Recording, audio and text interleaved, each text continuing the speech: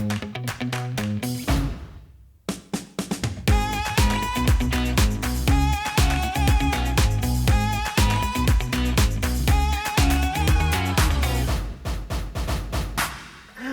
welcome. We're actually having too much fun this morning.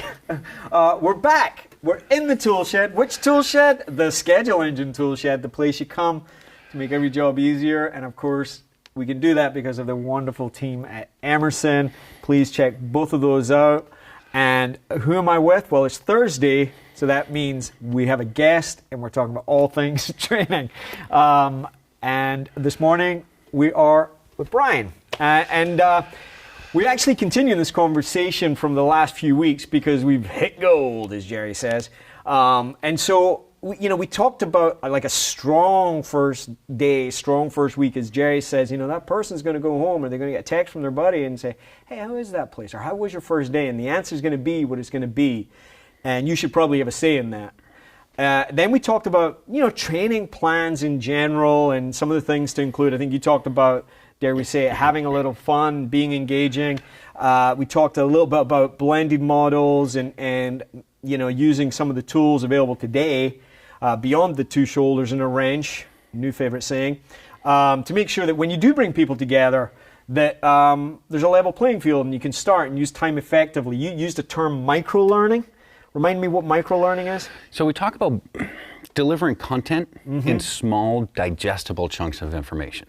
5-7 minutes long, get your point across, drive action by interactivity, we use knowledge checks after the fact, but engagement. It's not passive learning. This is active learning we're doing. I kind of want to talk about that too. Well, let's talk about the old model and the new model, but I want to double down on this microlearning because I know for a lot of us, I have this old joke. It's funny when we started using Outlook calendars, every meeting all of a sudden was a multiple of 30 and we never have any 26.5-minute meetings anymore, right? And we feel like we have to fill the void, but really the lesson should be based on the outcome, and you're all about outcomes. I know that. That's the one thing I've heard you say each week is, every lesson, whether it's 5 minutes, 12 minutes, however long, should be because you're trying to achieve a certain outcome with that lesson. Fair? Right. If I know my learning objective, I know what I need to train to get to that. I love it. Jerry talks a lot about the four main buckets. So, for example,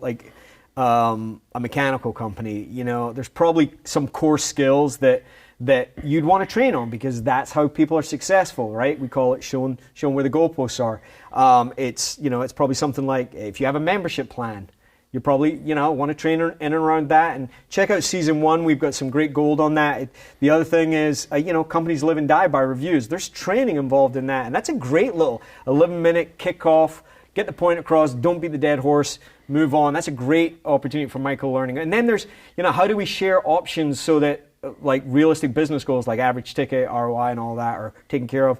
And then obviously, should we help a homeowner decide that it's time to look at options? There's all kinds of rights and wrong ways to do that. And these are great opportunities for this micro-learning. I love this concept and I can see a whole bunch of people engaging around that. Like, you don't have to do the whole minute. That could be like the kickoff warm-up to a meeting one day. Yeah, again, it's I don't want to measure training by the minute. I love that concept because I think that's new. So let's talk about like today. So we've come on this journey, as someone that's going through the learning journey, and there comes this point about learning new skills, sometimes up skills, cross skills. And we can talk about that, but I kind of want to talk about the old models. Before the show started, we were talking about the old model, which was, hey, you're pretty smart. I'm going to sit someone in a truck next to you for 6 months and see what they pick up. Right. Osmosis, right? Yeah. It's sort of like when in school I used to put the textbook under the pillow and it's about as effective as that. Well, did it work? Well, I'm doing this. Right. so I'll let you decide. But when we look at it as an industry, many of us, were successful in spite of that training model. So what are some of the new things, the ways that people can, let's talk about new skills, right? Because the old model, if I'm HVAC tech, if I wanted to pick up plumbing, for example, the model was like somebody would talk to me about a water heater, and I would have to go somewhere and try it, because learning labs in companies, that wasn't a thing. Yeah. So I think it was last week, might have been 2 weeks ago, that we talked about not just being beholden to what the service call happens to be. Yeah. About being able to have different experiences across different disciplines, or within the same discipline, but across different skill sets or competencies. Yep. We need to be intentional about that. We need to understand. What makes a good tech, what makes a profitable tech, what makes a happy tech. Yeah. And we have to be intentional about delivering that training that's going to have returns for the company and for the tech themselves. It can't be one-sided, right? Love that. I do think that's something that's quite often missed. I know Jerry talks about that a lot. One of the things that I'm picking up over the weeks here is this idea of intentional, and training plans. I know when I go to conferences, it's one of the biggest sort of talked about topics. People are always hungry for that. But that's really, is it as simple as deciding what a good version of this technician or employee is, and then just setting some intentional learning? You're not going to have me say that there's anything simple about a training plan. Fair. Jay says I'm pretty simple. Yeah, I don't appreciate that trap, but I'm not stepping into it. All right. So no, it is not simple. Okay. But it is achievable. Totally fair. So, okay. So, let's talk about some of the. You were talking about how the new solutions that are available that weren't available when I was in the field create safer opportunities. What do you mean by that? Look, we do have more capability now. Technology has given us the ability to cater to learners a little bit more. Maybe the first show I did, I talked about scalability and effectiveness, right?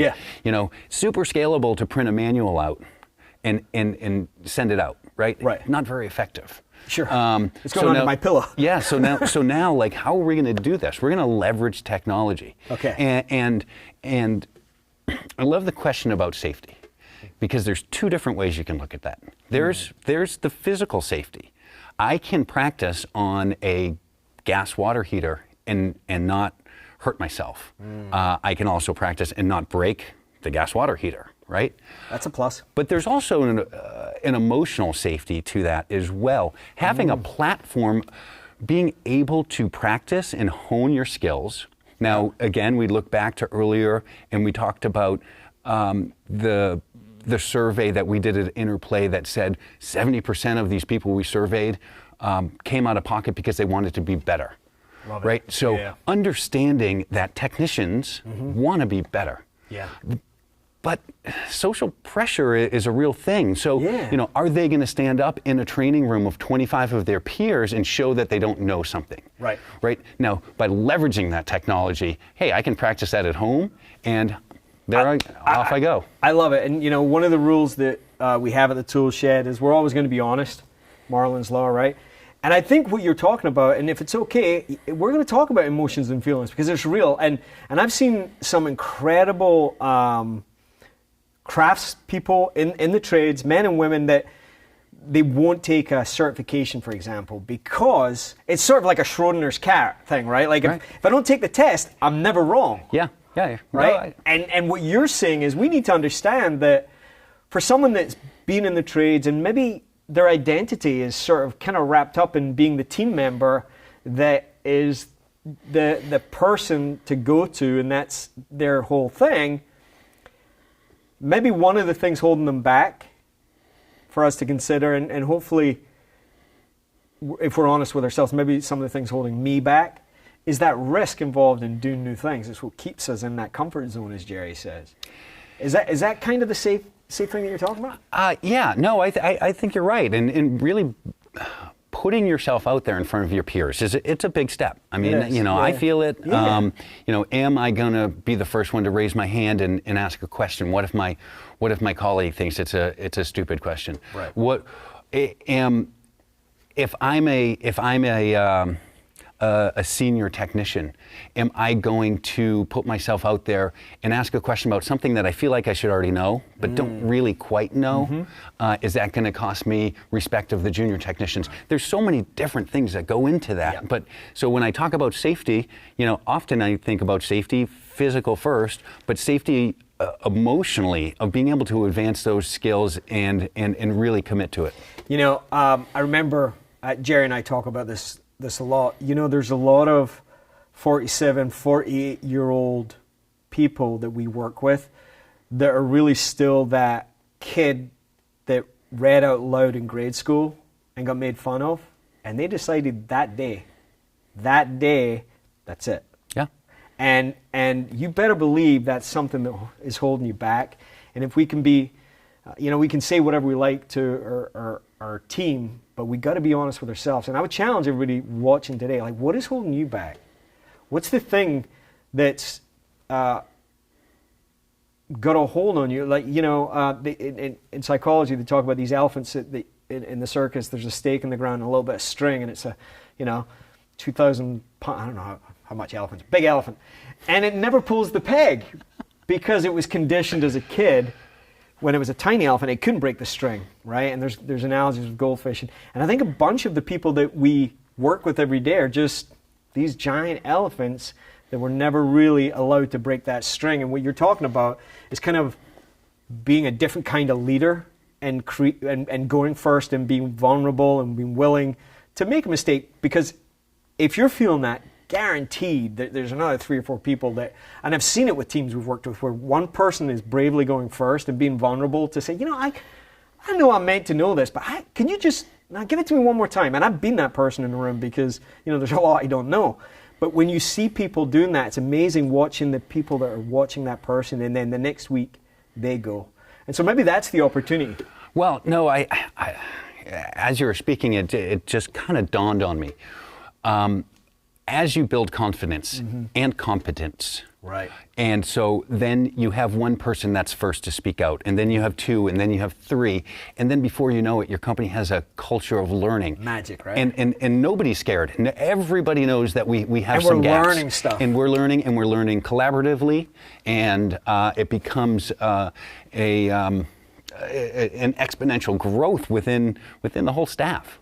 There you go. I think we've unlocked it. I really appreciate the conversation over the last couple of weeks, and hopefully this morning, if you're sitting there, you're feeling like maybe just a little braver to go first and be that leader that we know you're capable of, and even if it doesn't feel like people are watching and they're appreciative, and I appreciate it. I appreciate you showing up. I appreciate you watching, taking the time to learn about training, even though you may just be a tech and you may never be a trainer yet. We appreciate you making a down payment on your future. The time is going to pass either way, and we're so glad you're here.